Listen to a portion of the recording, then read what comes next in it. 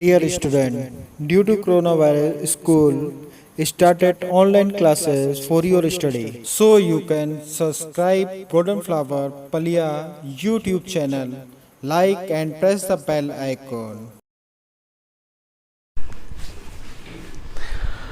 Hello students, today we are going to start the next chapter, that is P block elements, and it is very important chapter students, because this chapter comes of 8 marks in examination, and for that purpose it is quite important. And one more thing, because it is a very long chapter, it contains a number of elements that are the property of that element, and we have to study about that property. We have to see that how the elements are behaving. Okay, so a reasoning kind of question comes from this chapter. Okay, you must have a keen sight over this chapter, and you have to read the chapter yourself from the NCERT book.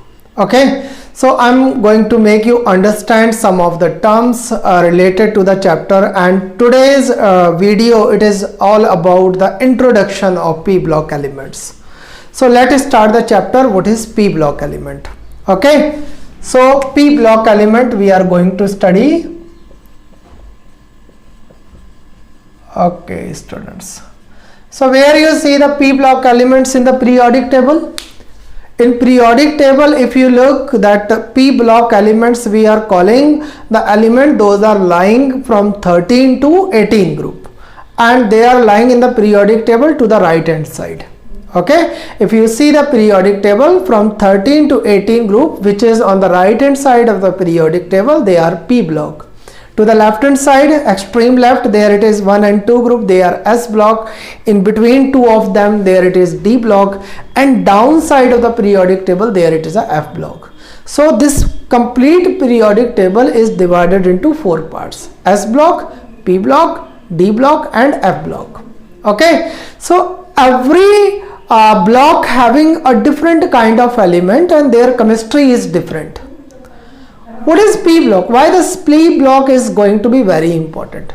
If we see that P block, it contains the element which is metal also, which is non-metal also, and they are metalloid also. So all three kind of elements are lying in the P block element. That is why their chemistry is so much diversified. But that we will understand afterward. Today we will just look at the periodic table, and we will try to understand what kind of element we are calling the P block element. So what is the second name of the P block element? We are calling them as normal elements, or we are also calling as representative elements. Okay, so all the P block element, they are also called normal as representative elements also. So what kind of element is P block, and why we are keeping them in P block elements? So why the element is kept in P block, why it is kept in S block, why it is kept in D block? It depends upon the electronic configuration of that element.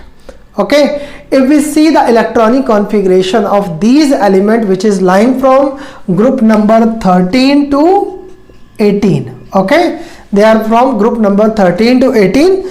So if we see the electronic configuration of the elements of this particular block, then we find that the last electron, that we call as differentiating electron, it enters into P subshell of the valence shell.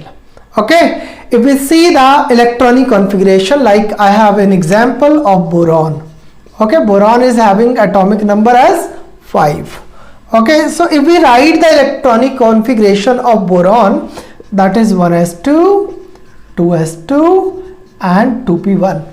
Okay, so last electron, it is entering into the P subshell. That is why we are keeping this boron into P block. So we have just to see that where the last electron it is going.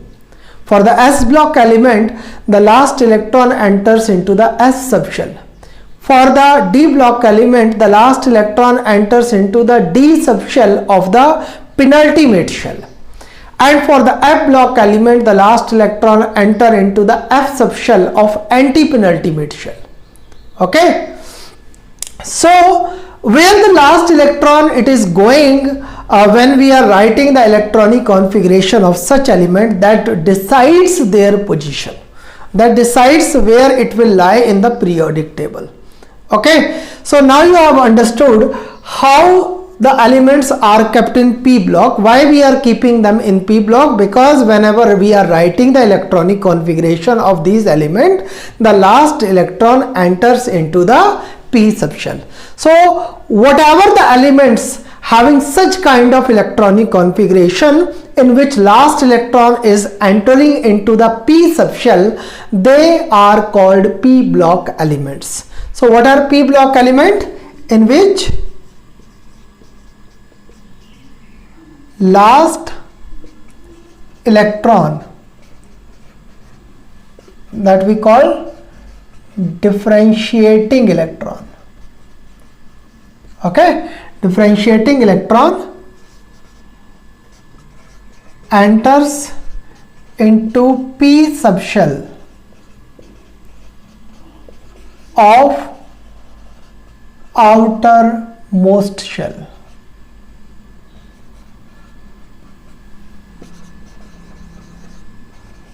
Are called p block elements. Have you understood this one?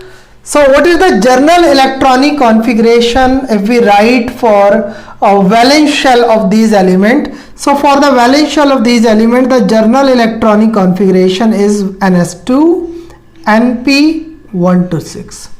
Okay, 1 to 6, that means if we are talking about 13th group, there will be only one electron in the p subshell, and so on, as the 18th will be 6 electrons in the p subshell. So let's see how many elements are there in the p block and which elements are lying in the p block. So I'm going to write here the elements, those are lying in the p block.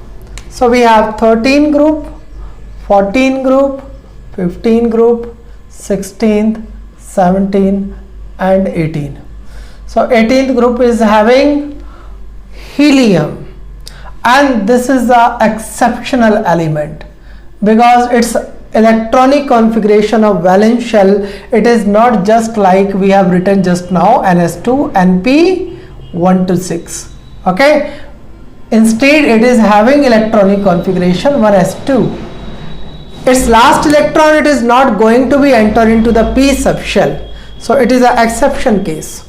Okay, but then also it is kept in noble gases because its properties are just like the noble gases. It is not going to be react with other elements. Okay, so next, what are the elements which is lying in the 13 group, which is lying in the 14, 15, 16, 17 and 18, that we are going to write just now.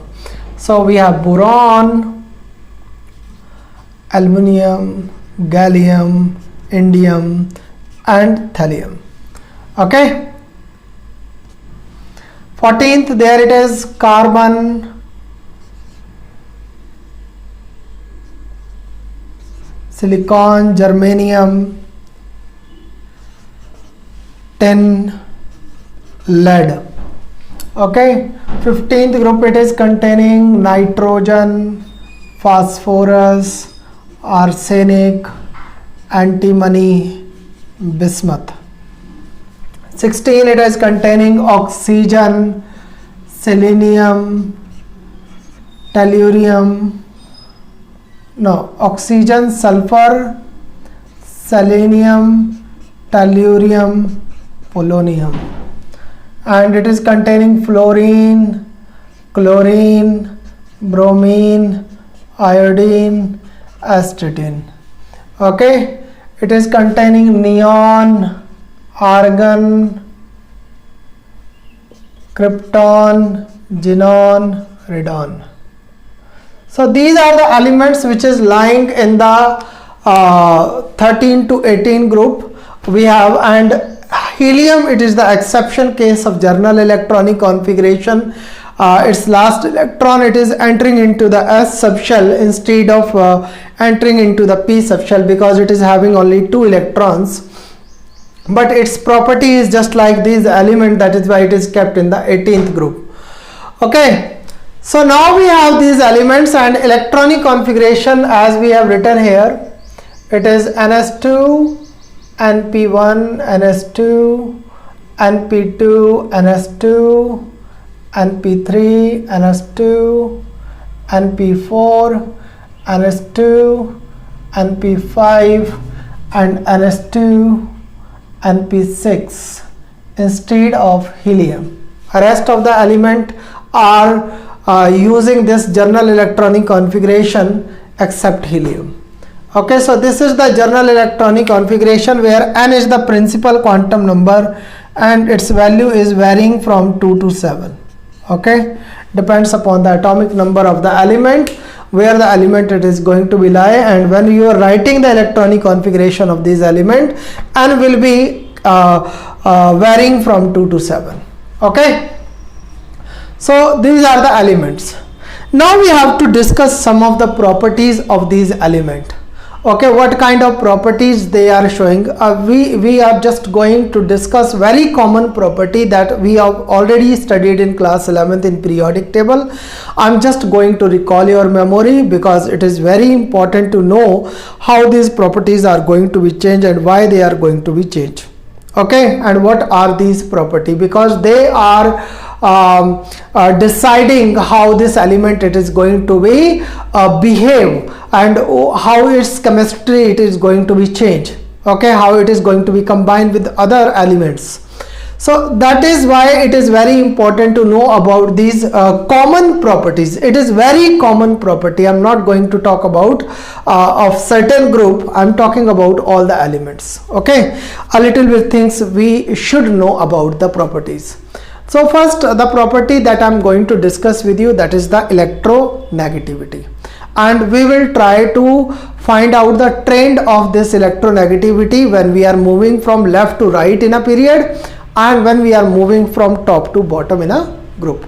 So what is electronegativity? Electronegativity is tendency to attract the electron when two elements are going to be share their electrons. The sharing pair, some of the elements are having the tendency to attract this sharing pair of electron toward them. So this is called electronegativity. Electronegativity is the tendency to attract the electron toward it. Okay, so electronegativity, if we see, it depends upon the atomic size and it depends upon the nuclear charge present in the nucleus. So as we move from 13 to 18 group, it is having atomic number 5, it is having 6, 7, 8, 9 and this is having 10. Neon, it is having 10. So boron was having 5 proton inside the nucleus. Carbon is having 6 protons, it is having 7 proton, it is having 8 proton, 9 protons, 10 protons. So as we are moving from left to right in a period, number of proton inside the nucleus are going to increase. That means Z effective. Z effective is the total force applied by the nucleus on the outermost electrons. Okay, so it is going to be increase as we are moving from left to right in a period. So as the Z effective is increasing, as the nuclear force is increasing on the outermost electrons, so tendency to attract the electron is also increasing. So electronegativity, it is going to increase when we are moving from left to right in a period, and the cause of increasing this electronegativity is the increase in Z effective of these elements in the nucleus. How we see this thing, the same electronegativity when we are talking from top to bottom. So from top to bottom, if we see that the size is going to be increased.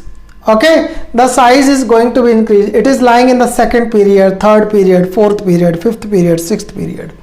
Okay, so they are lying in the different periods. So here was having only 2 shells, there it becomes 3, then becomes 4, then becomes 5, then becomes 6.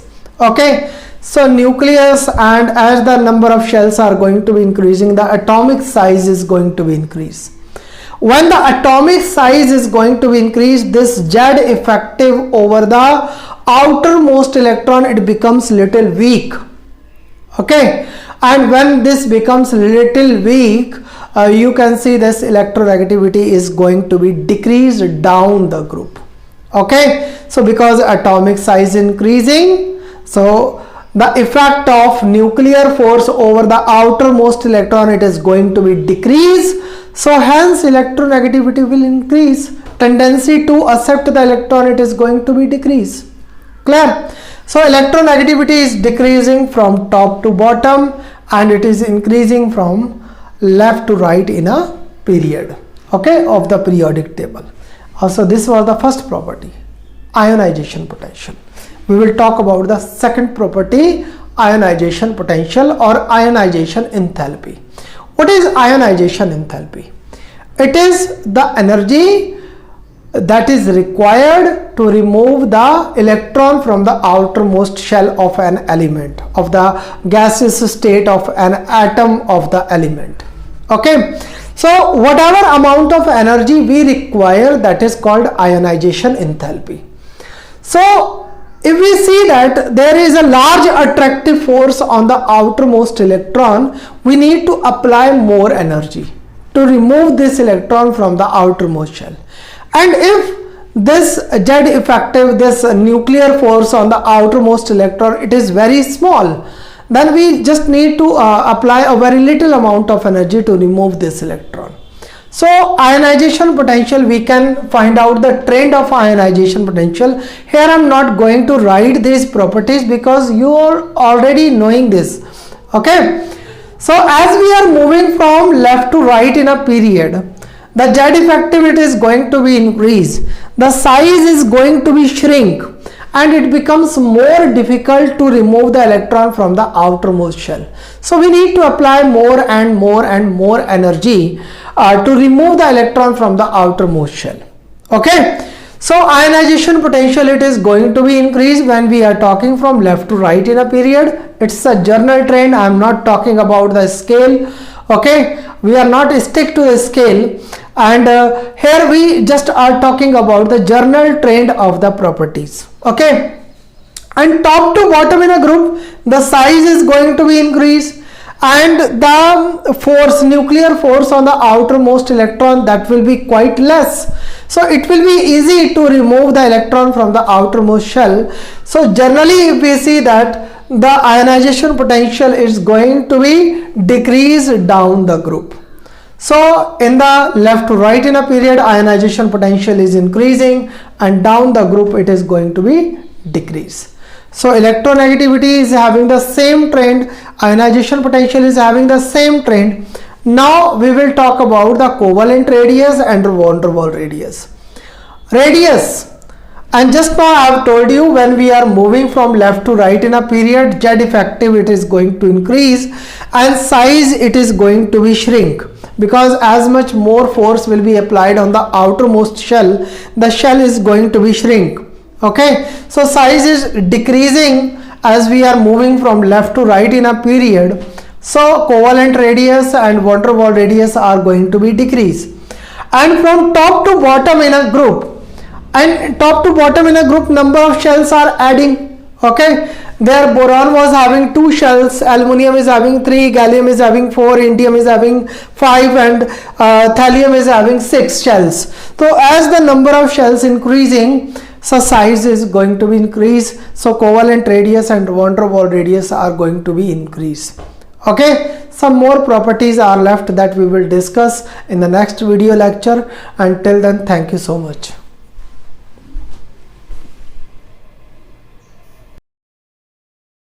Do self study at home and stay home, save lives.